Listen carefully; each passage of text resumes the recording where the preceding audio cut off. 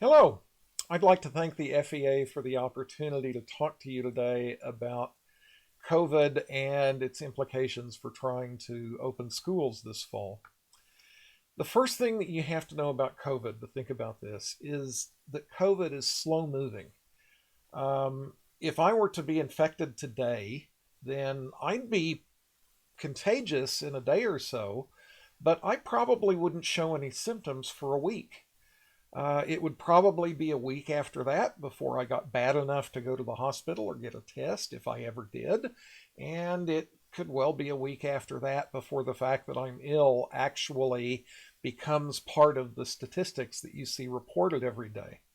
What that means is that there's a 2 to 3 week lag between when someone becomes infected and when they show up in the case counts that are used to set policy. The other way to look at that is to say that the information that you have today isn't telling you about what's going on today. It's telling you about what was happening 2 or 3 weeks ago.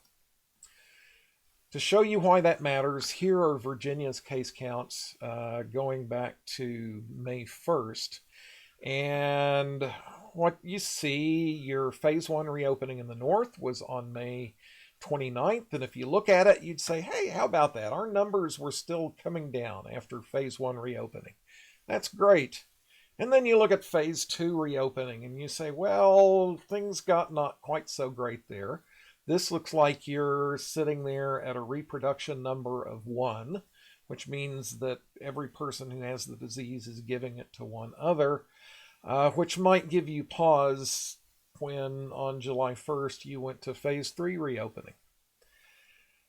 That might be a little dicey, except the reality is harsher than that, because remember, infections occur about 2.5 weeks before they actually finally show up in those statistics, which means that these numbers correspond to infections that were doing this. And so what was really happening is that your number of infections were falling quite nicely until your phase one reopening. And at your phase one reopening, your reproduction number became about 1. You reached that point where one person was giving it to one person.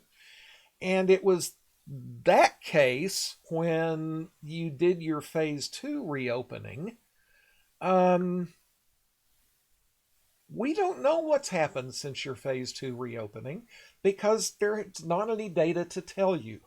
But if your phase 2 reopening was a reopening like every other reopening, there's a pretty good chance that your case numbers started going up, your infection rate started going up, which means that when you did your phase 3 reopening, there is every reason to imagine that you are already starting to get into trouble and just made it worse. Now, people in Virginia who do this seriously understand this subtlety. It's why when you read the July 3rd COVID update out of the UVA, their key takeaway was much uncertainty surrounds the risk of a second wave as Virginia enters phase 3 of the Forward Virginia plan. Let's see what actually has happened elsewhere in the nation. I live in Arizona, which is kind of COVID central for the whole planet right now. Back in mid-May, we were thinking, hey, this is great. Our reproduction number was around 1. The decision was made to reopen. And sure enough, what happened? A matter of a few weeks later, well, instantly what happened is the number of infections started climbing. But a few weeks later, what we saw was the number of cases climbing, exponential growth. Same thing happened for the nation as a whole. The red line shows the United States minus New York and New Jersey, who kind of got their act together early on. And what you see is that overall in the United States, we never got to the point that numbers were coming down, but we did get to the point that the number of new infections was pretty flat. But there was the big push in May. We've got to reopen. We've got to reopen. We've got to reopen.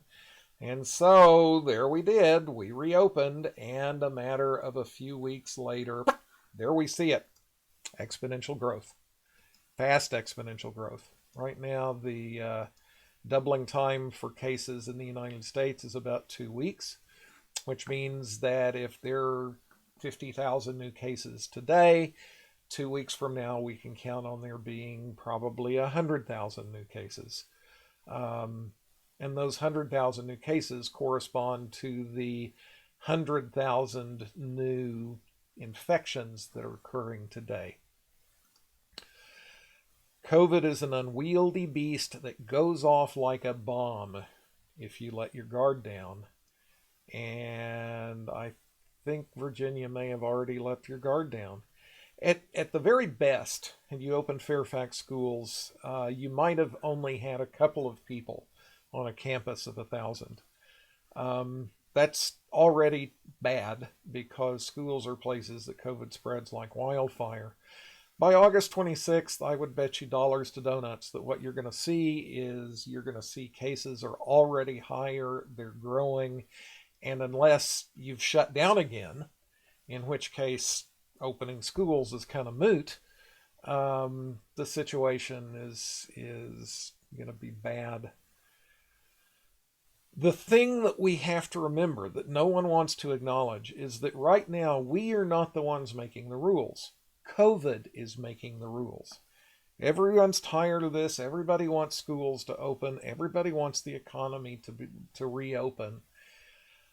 But none of that matters because COVID just doesn't care. The fastest way to get schools reopened, the fastest way to get the economy up and running again, is to keep everything locked down as tight as we can possibly lock it down until we get case numbers down to the point that you can actually control them with contact tracing and other public health measures. And we're not there yet. So